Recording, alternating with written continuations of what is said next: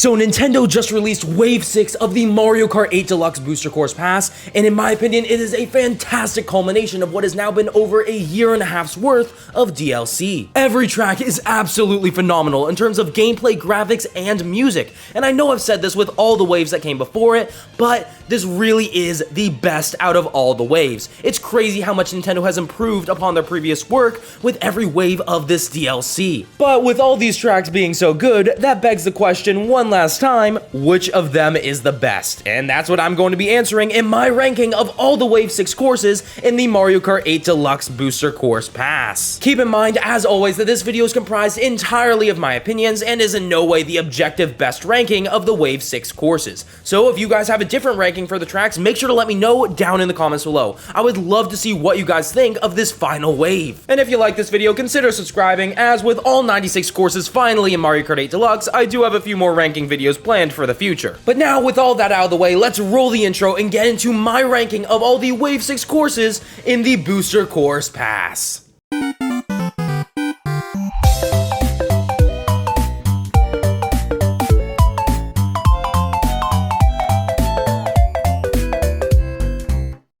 And kicking the video off with our last place course, we have, surprisingly, Mario Kart Tour's Madrid Drive. And I say surprisingly because I actually really do enjoy this course. I just happen to enjoy the rest of Wave 6 more, which really is a testament to how phenomenal this entire wave is. Many of the problems that were present in other city tracks, such as the turns being too tight or the layout overall not being very memorable, have been alleviated here, as most of the turns are much more wide and gradual, and the laps are much more distinct from one another. The overall theming and locations that you'll be driving through in this track are also really cool in my opinion. At one moment, you'll be going through a town square with a giant wiggler in it, and then in the next, you'll be going through an art museum where a piranha plant has broken out of its painting. There's even one instance where you drive through a giant soccer stadium with soccer balls being kicked by Goombas in shoes. This course's music is also absolutely phenomenal in my opinion.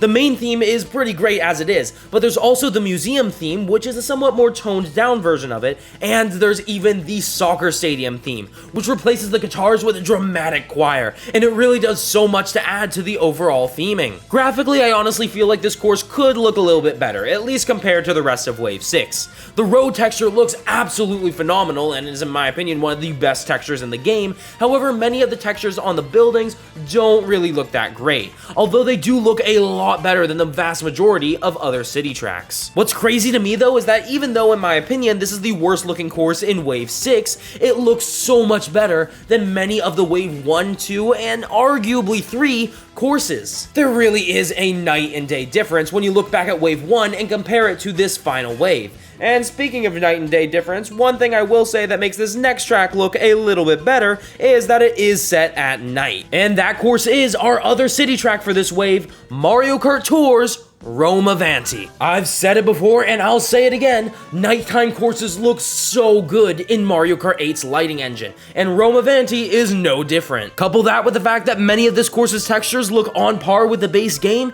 and you have yourself an absolutely gorgeous course. But visuals aren't the only thing that this track has going for it, as gameplay wise it's also really solid as well. The way it drives, in my opinion, feels really similar to Athens Dash, which is at the moment my favorite city track. And don't even get me started on the music. Not only does it sound absolutely amazing, but it fits the vibe of Rome and the track as a whole perfectly. Even though, as I mentioned previously, many of the textures have been upgraded massively from the Mario Kart Tour version of the course, you can still tell that the model is taken from the mobile game. It's a shame that looking at some of the trees and buildings in the background takes away from the otherwise beautiful course. And although I do prefer this course gameplay-wise over Madrid Drive, especially the chain chomp section on lap 3, I will say it does suffer from some of the common tropes of city tracks that I mentioned previously. The Colosseum portions of the track, which include that chain chomp section I mentioned, are absolutely phenomenal and some of my favorite parts of the entire course, as well as many of the different turns throughout the rest of the track. However, there are a few sections in the actual city of Rome that feel very similar to many of the other city tracks. So overall, I'd say this track has higher highs but lower lows when compared to Madrid Drive, and I could fully see myself in the future changing my mind on which of these two tracks I do enjoy more. Even at its worst though, this course is still one of my favorite city tracks. It just wasn't able to top the rest of the phenomenal tracks in this wave.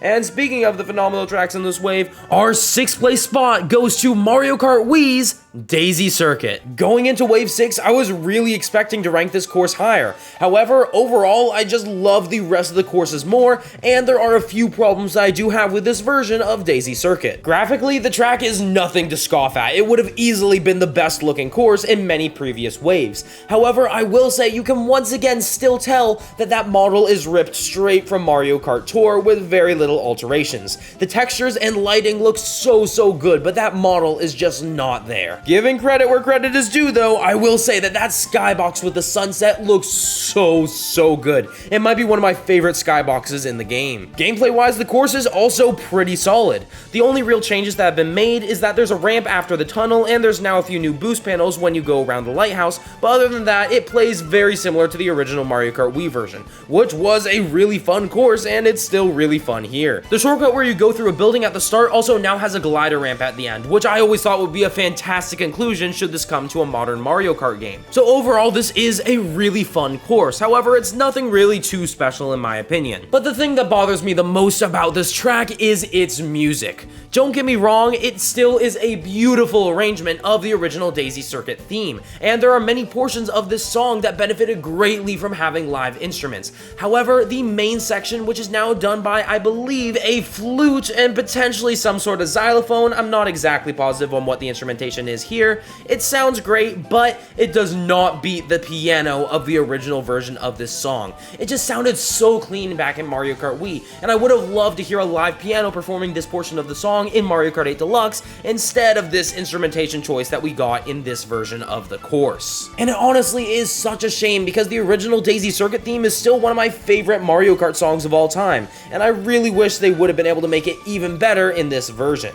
However, one track that I do think made its original music way better is 3DS Rosalina's Ice World. Seriously, this course already had pretty good music back on the 3DS, but this version of the theme takes it to a whole nother level. It feels so majestic and it really fits the Galaxy themed vibe of the course. And speaking of the Galaxy theming, it is done so well in this track. I'm not really a big Super Mario Galaxy fan, I've just never really liked the controls that much. However, I will say the atmosphere of that game is absolutely phenomenal and is reflected perfectly in this track. Driving past the Comet Observatory with some of the Galaxy planetoids orbiting above you and seeing one of the Toad spaceships from Mario Galaxy submerged in the snow, it is just overall such an incredible reflection of the games, and it's translated perfectly to a Mario Kart track. I really honestly do wish that Nintendo decided to take 3D Mario locations and transfer them into Mario Kart tracks more often. I've had the idea of a new Donk circuit based on Mario Odyssey for a while, and I really hope something like that does end up coming to fruition, similar to Rosalina's Ice World. Graphically, this course also looks so good.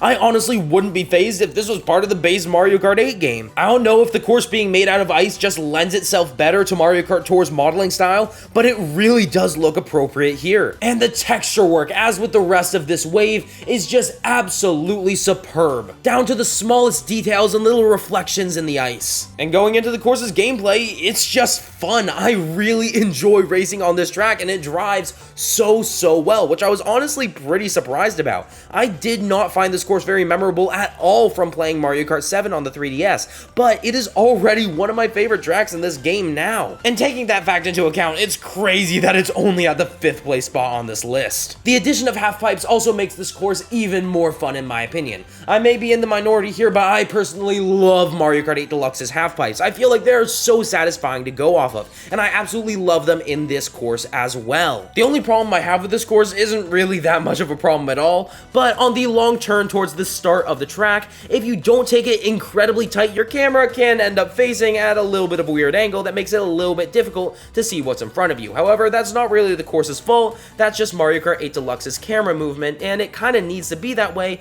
otherwise it wouldn't work in anti-gravity sections. And you don't even have to worry about it if you do end up taking the turn tightly. This course being as good as it is was a really welcome surprise. When I originally originally saw the Wave 6 announcement, I didn't really think that this course should have been in the final wave, but I have completely changed my mind now, and I absolutely love this track. But moving on to a track I love even more, we of course have our 4th place spot, which is Mario Kart Tour's Piranha Plant Cove. This course has you driving through the ruins of an ancient piranha plant civilization, and in my opinion, that is just a super cool concept. This was one of the courses that I was really excited about when it came to Mario Kart Tour, even though I almost never play that game. And I was so excited about it because I was really hoping that it would end up coming to Mario Kart 8 Deluxe through the Booster Course Pass, and now it has. And even though it was already one of the better looking courses in Mario Kart Tour, it has gotten a massive glow up in Mario Kart 8 Deluxe, and in my opinion, it's one of the best looking tracks in the game, rivaling the graphical quality of many of the base game tracks. The ruins just look so realistic, and the underwater sections are just gorgeous. And this course is not slacking in the music department either.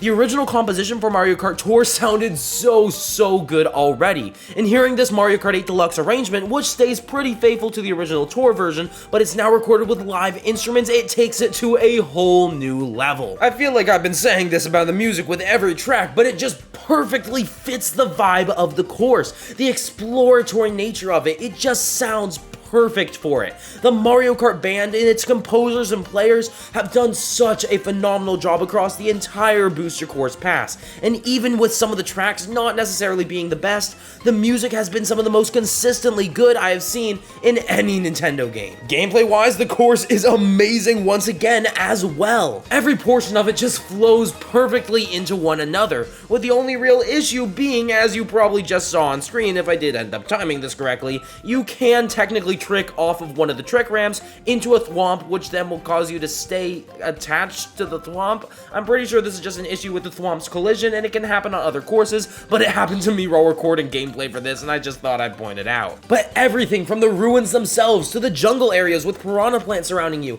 to the underwater sections where you're surrounded by sunken pirate ships, everything has such a great gameplay feel, and it feels so great to drive in addition to being really cool concepts. I also love that they brought back the Unagi eel for this course. It appeared in Dolphin Shoals, and I'm glad it's appearing in yet another Mario Kart track. It's one of my favorite obstacles in all of Mario Kart, and one of my favorite enemies across the series. But then kicking off our top 3 courses, in 3rd place we have GCN DK Mountain. This was one of my favorite Double Dash tracks and one of my favorite retro tracks back in Mario Kart Wii, and I am so glad it's finally been brought to Mario Kart 8 Deluxe. And if I have to be honest, I think this might be my favorite version of the course that's been made yet. Graphically, it's easily the best in my opinion, as the textures for the dirt road, the grass surrounding it, and the rock of the DK Mountain itself all look absolutely phenomenal. And the orange lighting effects that surround the smoking volcano, which retains its iconic angry face, make it look even more ominous than ever. One thing I love especially is that the ramps while you go down the mountain itself, while they do functionally remain the same as in previous versions,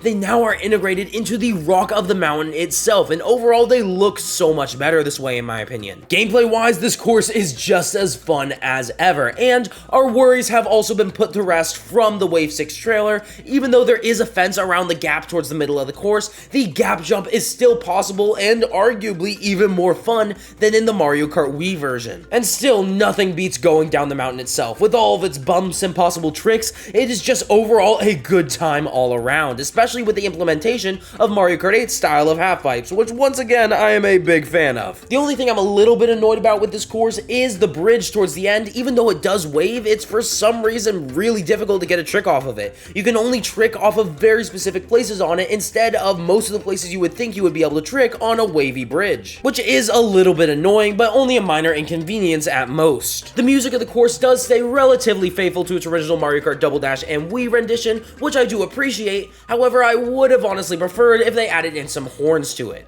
Either way, the live instruments do sound great here. And other than that, there's not really much more to talk about with this course. It really just maintains a lot of the fun from its previous renditions, and really, what more can you ask for? This course already was one of the best in the series in my opinion, and simply bringing it over to 8 Deluxe already makes it one of the best in that game. But clearly not the best in the game, as on this list alone, we still have 2 tracks that have ranked higher than it. The first of which is SNES Bowser's Castle 3. And I'll be honest, this may be a bit of an unpopular opinion, I think this course looks better than a lot of the tracks in the base Mario Kart 8 game. It seriously just looks so good. Not only do the textures of the stonework of the castle and the lava look so detailed, but the lighting from the lava reflecting against the stonework just looks so gorgeous. They even made an actual texture that doesn't look like it's from a completely different art style for the starting line. They haven't done that for any other course in the Booster Course Pass. But graphics aren't the only thing that earned this course the second place spot on this list,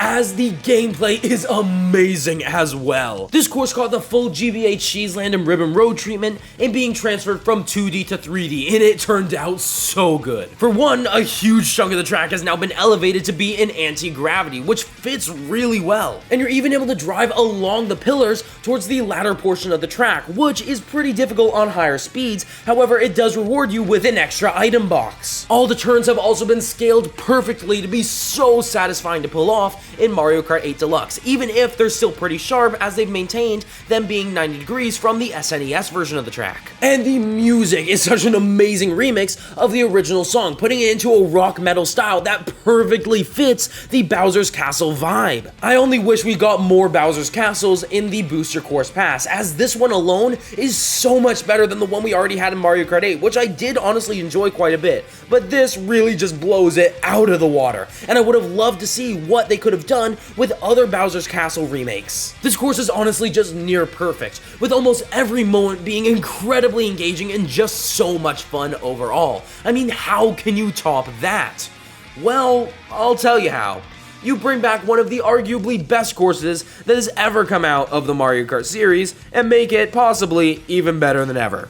You all knew it would be first place. It is no surprise to anyone that our final track in this video is Mario Kart Wii's Rainbow Road. Ever since this course was announced to be a Mario Kart Tour, we all knew this would be how they would end the Booster Course Pass. And what better way could you end this entire DLC with one of the greatest Rainbow Roads, if not the greatest Rainbow Road that has ever been made. And like I mentioned previously, I think this is the best version of the track that has been made yet. Even better somehow than the original Mario Kart Wii version. Not only did they bring back so many of the best things about this course, like there being re-entry flames that form around your character if you fall off as you fall down to earth, and the Mario Galaxy launch start sound effect playing when you go through the cannon, but the gameplay overall is just so much more fluid, with Mario Kart 8 Deluxe's, in my opinion, more refined controls, and it feels like this course was practically made for this game. They even brought back the little gap jump from Mario Kart Wii.